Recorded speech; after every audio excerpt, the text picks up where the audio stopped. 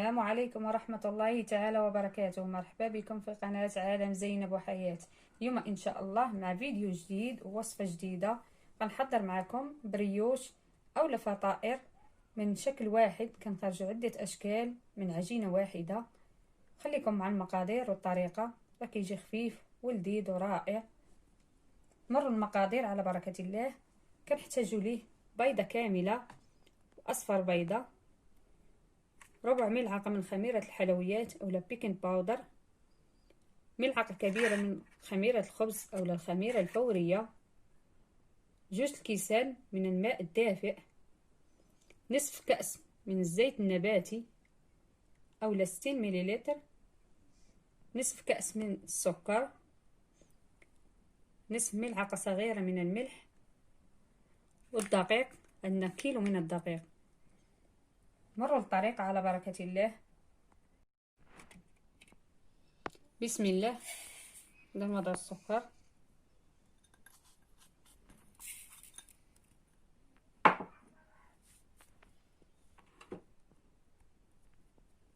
نضيف الماء، الماء كيكون دافئ.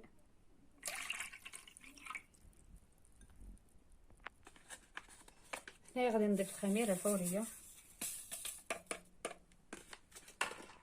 هاد المرحلة مهمة. بسم الله.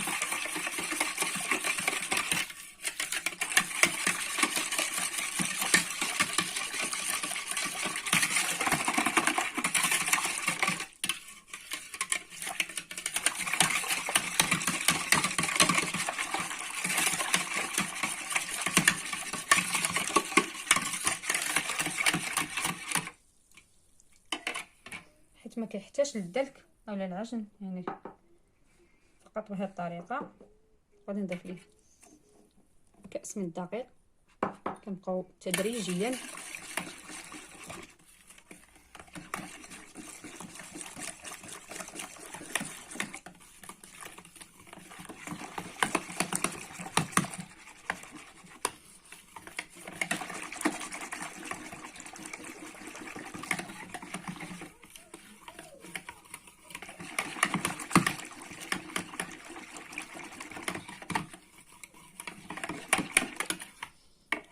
كنضيفو كأس الاول فقط.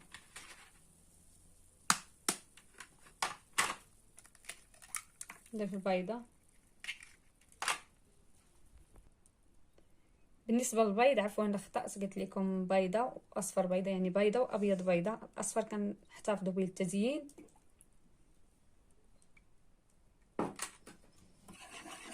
كنخفقوا الكل جيدا.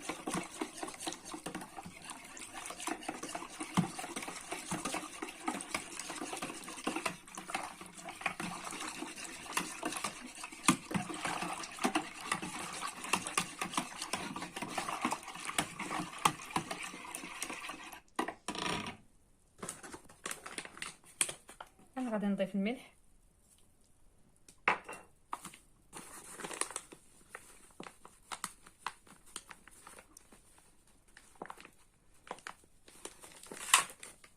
كنضيفوا الزيت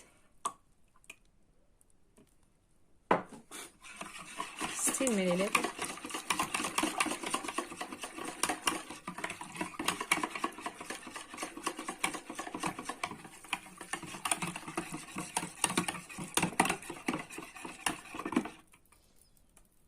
غنضيف الدقيق. دائما كنعبروا الكأس، كنبقاو نضيفو تدريجيا الدقيق باش في هذه المرحله، يعني بلا ما كنحتاج اننا ندلكوه. يعني حنا كنخلطو بالضره واليدوي، يعني راه كيتدلك. هاد الطريقه كتخلي انه كيجي خفيف، كيجي بحال هذا الكيك.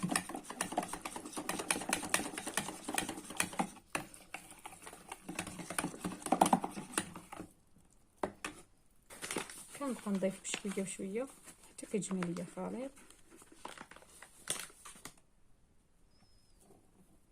كأس تالت،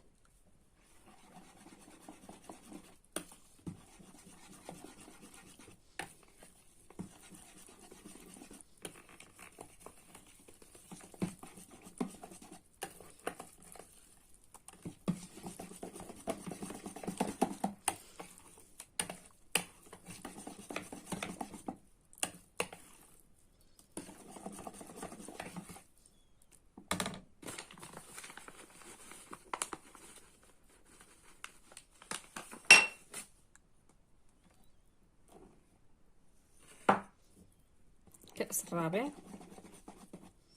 كنبقاو مستمرين بنفس الطريقه.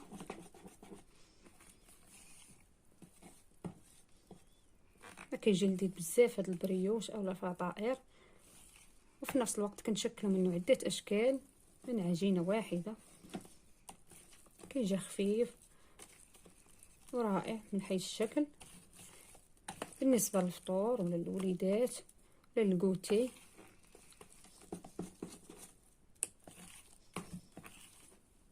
كتشوفوا العجين مازال خاصو الدقيق، باقي سائل شيئا ما.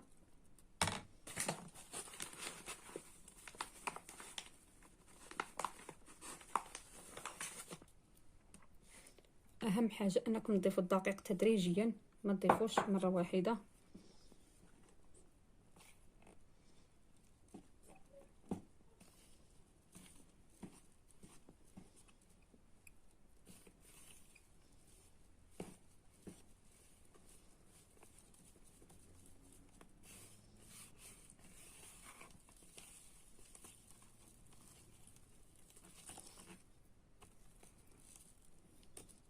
مازال غادي نضيف. انا غادي نضيف 4 ملعقه من الخميره الحلويات كيف كتشوفوا، ولا بيكنج باودر. كنضيف كذلك ملعقه صغيره من الخل. الدور ديالو انه كيخليه كيجي هشيش. بسم الله. هنا في هذه المرحله غنستعمل اليد ديالي.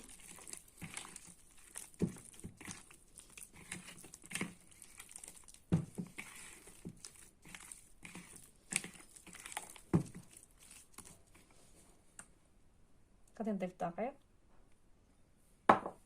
دائما كنبقاو نضيفو حنا عندنا ميزان، ما كنضيفوش مره واحده.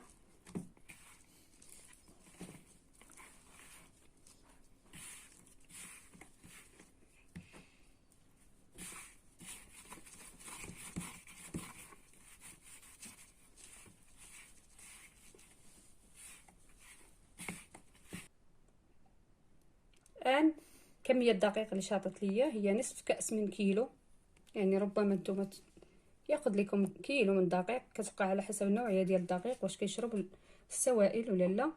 الكثافه ديال العجين كتكون على هذا الشكل، كتكون ملتصق شيئا ما باليد. غادي ندهنوا اليد ديالنا بالزيت، قليل من الزيت. كنحاولوا نوضعوه على العجين من اعلى على هذا الشكل، غير باش ما كيلتصقش لينا بالبلاستيك اللي غادي نغطيوه به. صافي وتنغطيوه بالسلوفان، كنخليوه حتى كيختمر يضاعف الحجم ديالو، ونرجعوا باش نشكلوه.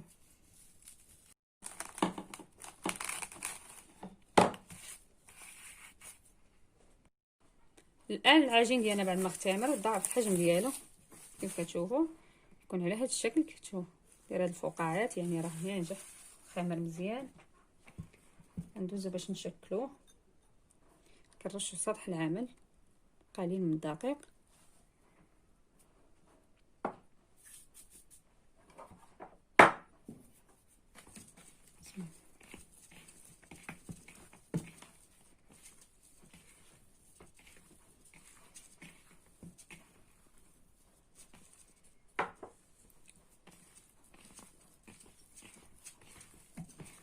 العجين كيكون مرخوف.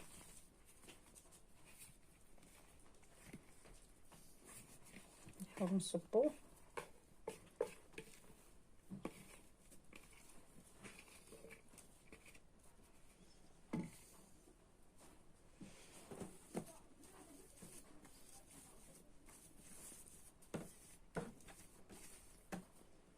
كنستعنوا بالدقيق حيت العجين كيف كتشوفوا مرخوفه.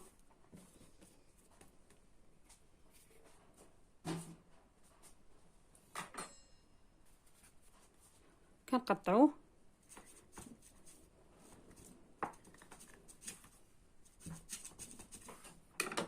الحجم اللي بغينا، يعني على حسب الحجم اللي بغيتو. هنايا كنقطعوه يعني على حسب الحجم اللي بغينا.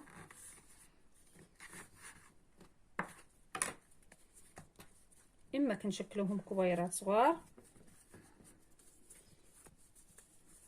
نقص منها شويه كبيره،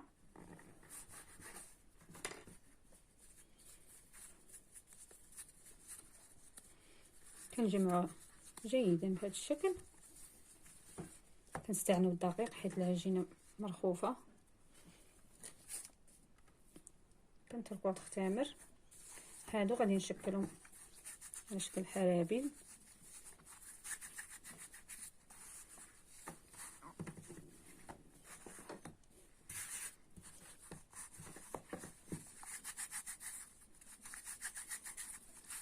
الشكل كنحاولوا نشكلوهم حرابيل رقاق في نفس الوقت طويل.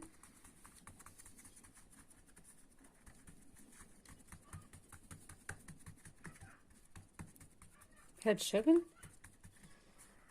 يعني العماره كتبقى على حسب الاختيار وعلى حسب اللي متوفر عندكم.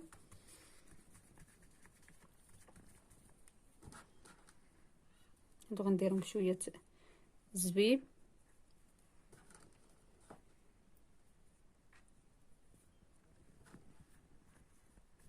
كنحطوه في الوسط بهذا الشكل.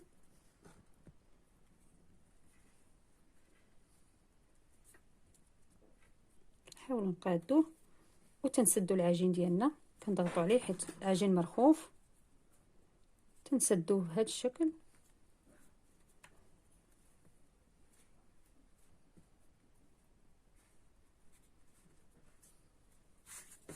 هاهو تنشكلوه، تنتركوه جانبا. نفس الطريقه غادي نستخدموها مع الحربول تاعي.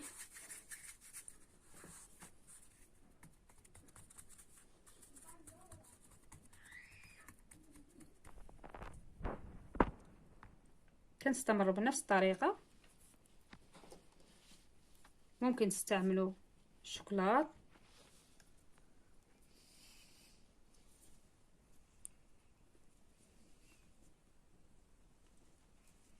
حبيبه الشوكولاته راكي زوينه. انا غنشكل معكم شحال من شكل، يعني عجينه وحده راه نقدروا نخرجوا منها شحال من شكل.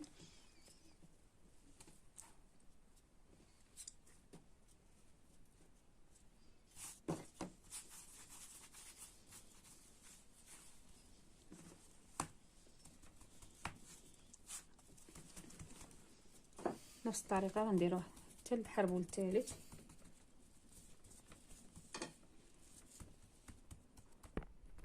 من بعد ما شكلناهم كنحاولوا نلاقيوهم من هنا، وغادي نشكلهم على شكل ضفيره بهذا الشكل.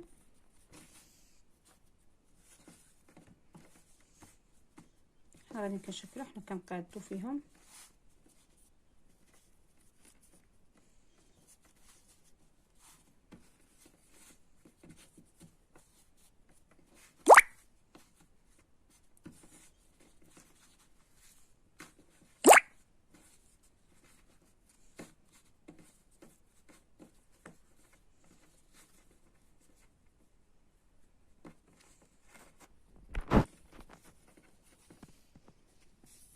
بهذه الطريقه تنحطوه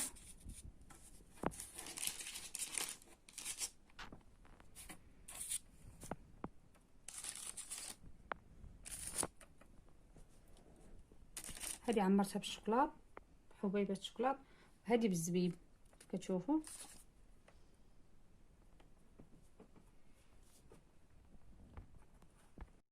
هذا الشكل غادي نعمروه بحبيبات الشوكولاط كيف كتشوفوا.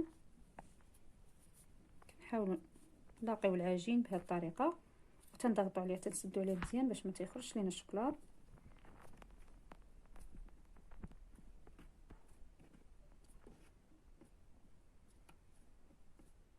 كنستمروا بنفس الطريقه وتنحربلوهم صافي، وغادي نضفر. الكل كيعرف كيفاش يضفر.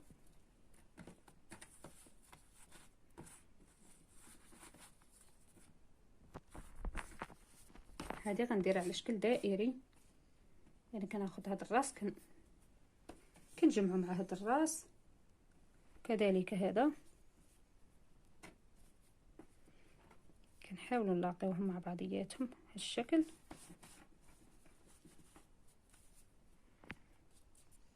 تجينا على هذا الشكل.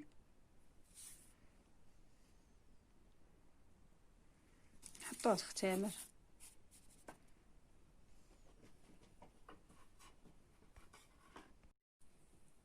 كيف كتشوفوا بعد ما انتهيت من التشكيل ديالهم، يعني هذا الشكل راني خديت كأس بحال هذا الشكل، كندهنوه بشويه الزيت وكنضغطوا على الكره حتى كتحفر لينا واحد الحفره.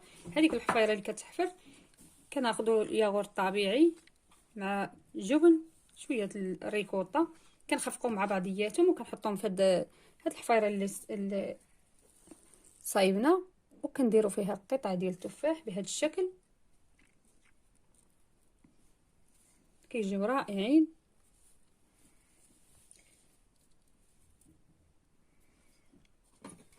صافي وكنزينوهم على حسب واش بغيتو تزينوا، اما بالشوكولا حبيبات شوكولا اولا بالزبيب، يعني كيبقى لكم اختيار، ولا تخليهم غير هكذاك صافي. وكندهنوهم من الجوانب، كندهنوه باصفر البيض مع شويه الياغورت طبيعي، ولا غير اصفر البيض مع شويه الحليب. كنخفقوهم جيدا وتندهنوهم صافي، وغادي ندخلوهم الفرن حتى يطيبوا ويتحمروا. الفران كتكون درجه متوسطه العافيه ديالو باش كيطيبوا لينا مزيان وما كيجيوش معجنين من الداخل، حتى كيطيبوا يتحمروا ونخرجوا ونقدموهم ونتلاقاو بعد ما كيطيبوا. البريوش ديالنا بعد ما طاب، هذه هي النتيجه النهائيه. كيف كتشوفوا راه كيجي رائع، كيجي خفيف بهذا الشكل.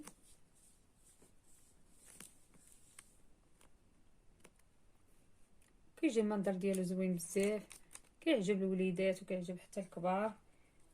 كنتمنى انه ينال الاعجاب ديالكم وتجربوه، لانه فعلا كيستحق التجربه.